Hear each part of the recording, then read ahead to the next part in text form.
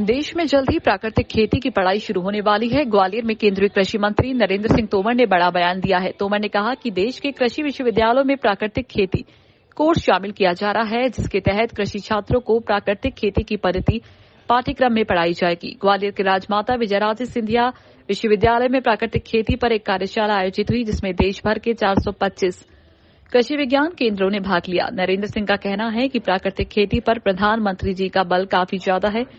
वर्तमान परिस्थितियों में समय की जरूरत है कि लोग प्राकृतिक खेती पर जाएं, क्योंकि केमिकल फर्टिलाइजर हम इंपोर्ट पर निर्भर करते हैं। दूसरा, पैसा भी ज्यादा लगता है। तीसरा, हमारी मिट्टी की उर्वरा शक्ति भी कम होती है। चौथा, जो उत्पादन होता है वह मानव शरीर को प्रभावित करता है।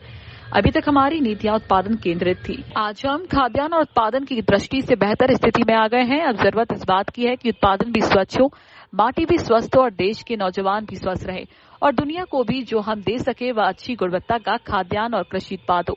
इसीलिए प्राकृतिक खेती के लिए मिशन बनाया है।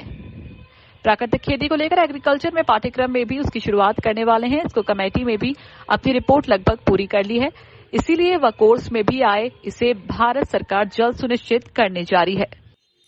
और पूरे देश भर में प्राकृतिक खेती पर काम चल रहा है।